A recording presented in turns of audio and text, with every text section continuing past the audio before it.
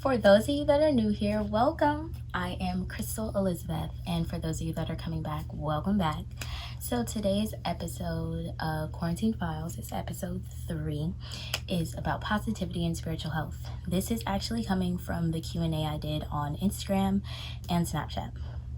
So it's really funny that it's about positivity because I actually did this whole video yesterday.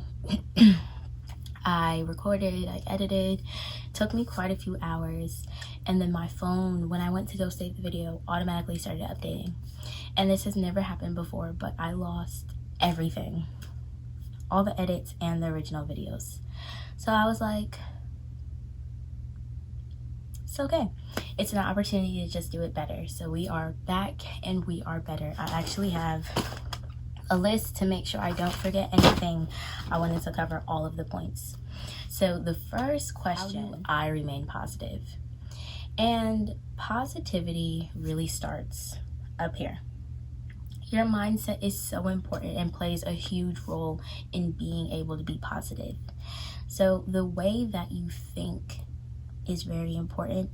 And what I mean by that is how you react to situations and the thoughts that you speak into existence. So I am really big on reframing the way that people speak about themselves, because there's a lot of power in the words you speak, and people don't really give too much thought into that and don't realize that a lot of the times they're bringing themselves down with the way that they think about themselves or the words they speak about themselves. So something that can help with that is affirmations. Now, some people are uncomfortable with saying affirmations, and I think it's always best to say it and hear it from your own voice. I feel like it really reaffirms, not to keep using the word, but it reaffirms and helps ground those statements up here. And what I mean by affirmations are positive statements. So if you lack confidence, things like I am beautiful, are, that's great. But I think really strong affirmations are things like I am capable of overcoming any obstacle set in my path. I am capable of achieving everything that I put my mind to. So things like that. If people don't know where to start with affirmations, I like to challenge them, and especially people who really lack confidence. But this isn't just for those people, this is for everybody. Try to find at least 5 things that you like or love about yourself, and they don't have to be physical. They can be, the way that you bounce back from situations, or you really love the fact that you're a great problem solver, you pick up on things, you're very observant. It can literally be anything. And you have to do that every day, and then after about a week and a half, you move it up to 10. And what this does is this starts to build confidence. And then a second challenge I like to incorporate is writing out your accomplishments, and not just graduating high school, graduating college, moving on from middle school, getting a job. I mean the small accomplishments. So getting out of bed. Some people might be like, okay, cool. But for people with depression, that's something really big, because it literally took all of their energy, but they did it. So people don't really give themselves credit, and I'm very big on vocalizing how proud I am of people, because what may seem very small and minute for somebody may actually require a lot from them, and people don't realize that's an accomplishment. You were able to do it. The third challenge I like to set for people is to tell themselves how much and why they appreciate themselves. So for instance, I appreciate myself for always making sure that I'm gonna be okay. I appreciate the fact that I'm able to bounce back on my feet. I appreciate my mindset and that I'm able to think so positively even in negative situations. I appreciate the fact that I am so confident and that everything I've put my mind to, I have achieved.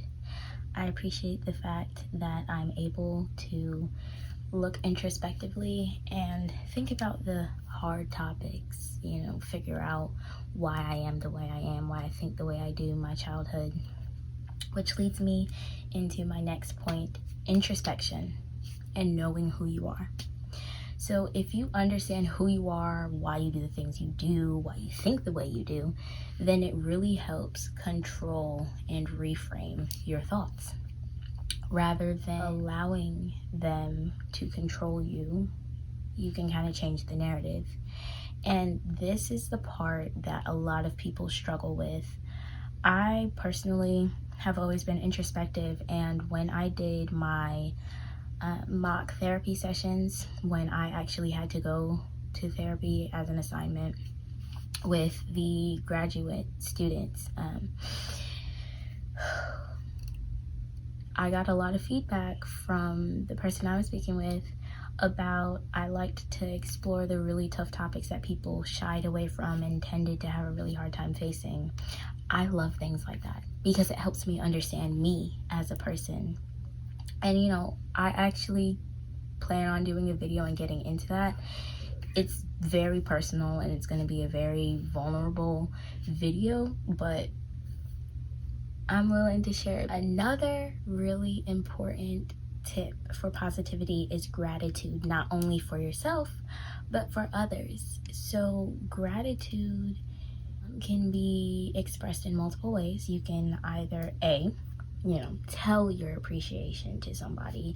So you can let people know that you appreciate them. You can go in depth and tell them what you appreciate them for, or you can show your appreciation. But I find that actually expressing your gratitude vocally is one of the strongest forms of gratitude.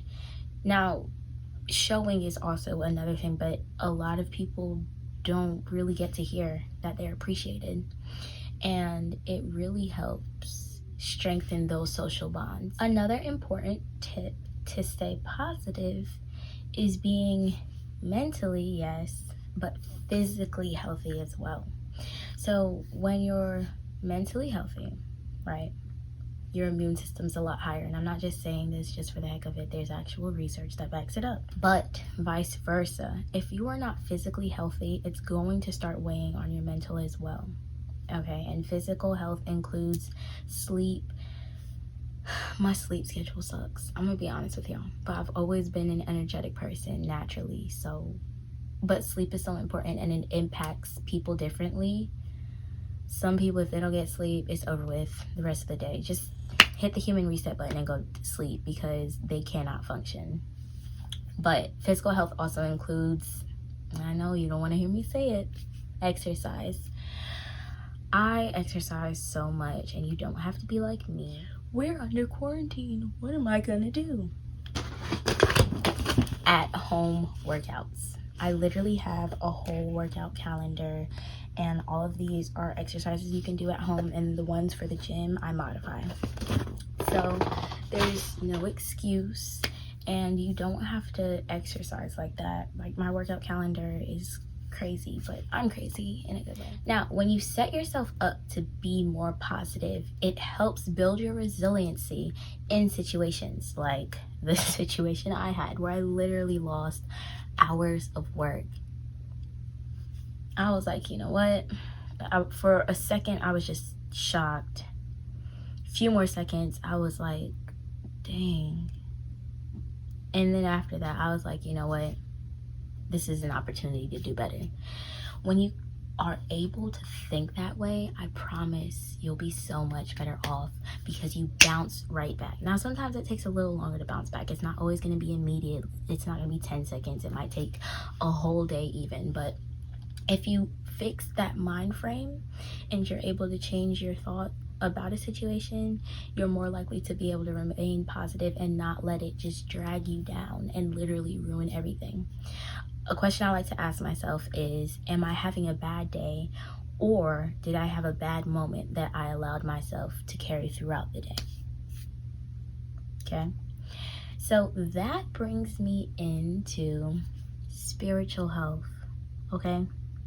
Someone asked me about spiritual health and what it is and why it's even important. So spiritual health is considered not to be a part of your body and not to be a part of your mind, but it balances your psychological, your physical, and the social aspects of your life. So a lot of people don't feed their spirit, okay? They don't take the time to actually make sure they're nourishing themselves physically, mentally, and spiritually. You know how I'm always like, make sure you nourish yourself physically, mentally, and spiritually. Take a break, breathe. Yeah. So part of being spiritually healthy is, yes, of course, taking care of yourself mentally and physically. You see how everything correlates? It's like a circle. It's like spiritual health. One way to feed it is positivity. Literally, if you look up how to improve my spiritual health, I guarantee on every single list you find, positivity is going to be within the top 5. Being positive helps keep that stress off of your spirit. And if you're keeping that stress off your spirit, you don't have those mental roadblocks hitting you, those mental stones building up. And then you also don't have that physical tension that you're carrying from the mental tension, and vice versa. That's why I'm always stressing, make sure you stop and breathe. We live in a society where we're go, go, go. It's a fast-paced society. You always have to be moving. No. Pause and breathe. Right now, I want you to stop. Whatever you're doing, stop unless you're driving. If you're driving, I don't know why you're watching this unless you're listening to it, which I appreciate you, but make sure you're safe. But for real, stop and breathe.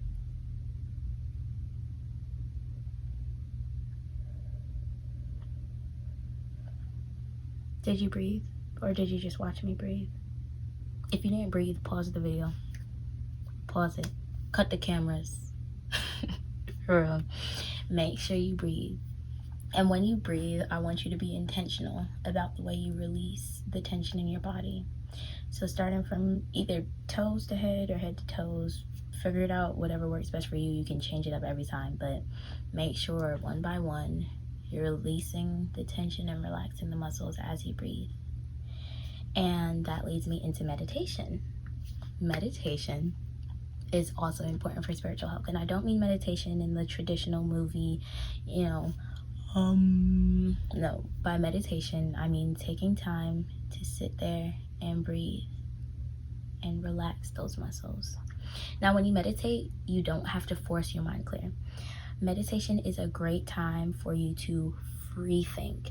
So free thinking is exactly what it sounds like. You're literally just allowing your thoughts to flow. You're not forcing thoughts. You're not forcing yourself to stop thinking about something. And free thinking can be scary for some people because it allows those thoughts in your subconscious to move forward. Okay? When that happens, it can be a very emotional process. I feel like free thinking should happen when you're alone, like meditating and free thinking. There are no distractions, and you set enough time aside to actually get into your thoughts. Now, if you're someone who doesn't really feel comfortable just sitting there meditating and free thinking, you could also free write. Free writing is the same concept, except you're putting those thoughts onto paper. And when you free write, it doesn't have to all blend together. Just write your thoughts as they happen and keep writing. I usually say if you're gonna free write, do it for at least an hour. Set an hour aside so you can literally free write, because it takes about 10 to 15 minutes tops for you to actually get in the flow of just writing. Because sometimes people start off and they're like, I don't know what to write, I don't know. But then after a while, your brain's just going. So I think those are two phenomenal ways, because then you get to address certain things that you may have been pushing to the side. Speaking of pushing things to the side, I had a question that I wanted to make sure I addressed. It was sent to me on Instagram. The question was, how can you genuinely be grateful for life while pushing your feelings to the side and not necessarily allowing yourself to feel things because you should be grateful? Feel things like sadness, anger. The key word there was push your feelings away and not allow. You can't be genuinely grateful for life if you're doing that. I'm gonna be honest with you. Now, there's two types of people. Person A. Person A allows themselves to feel things. They go through life because they can't control everything. Life happens, but they understand that they can control how they react to what life throws at them. So person A, has moments of sadness, but picks himself up. It has moments of anger, but then realizes it's not that serious and they let it go, if they even get angry. They allow themselves to feel things while also being grateful for life. That's genuine. They're literally happy to be alive, but that doesn't mean they have to be happy 24/7. Person B. Person B does not allow themselves to feel things because they should be grateful. I don't deserve to be sad because there are people going through worse things. I don't deserve to be this emotion because there are people going through worse things. Oh, I don't care. I'm going to pretend to be nonchalant even though I care deeply. Person B is going to continue to do things that mentally hinder them until they push themselves over the ledge and no longer can cope. When you continue to push your emotions away, push them to the side, oh, I don't need to, if you don't allow yourself to feel whatever emotions you're experiencing, it's going to fester and build up until you explode. Okay? I can attest to this. There were times in college where I would just be like, no, I'm not gonna cry, even though I want to, I'm good. Not good. 3 days later, anxiety attack, boom. Your body is not going to allow you to keep putting all that stress on it, and it won't be as quick. Like, some people will do it for years until finally they have a mental break and literally they're like, where is this coming from? Baby, what did you think was gonna happen? You were just gonna keep piling stuff up under there and nothing was gonna happen? It was just, no.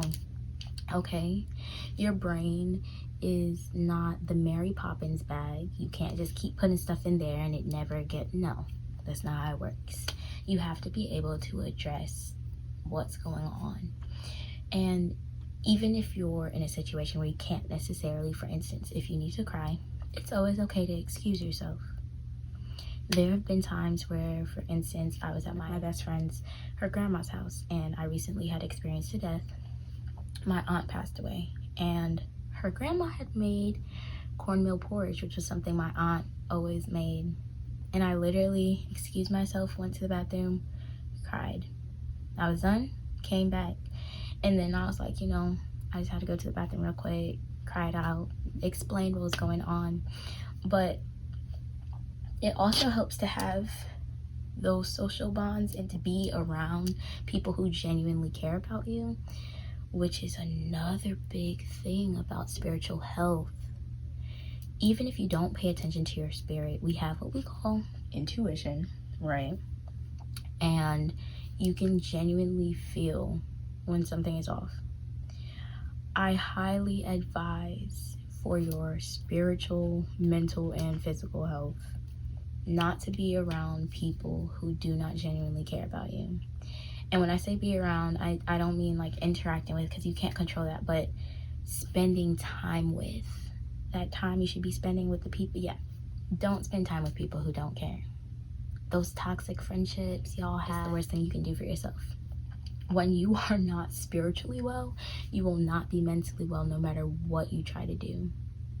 I was hanging around people who really were no good for my spirit, and I didn't want to let it go because, I was young and forgiving. It's okay to be forgiving, but don't be dumb.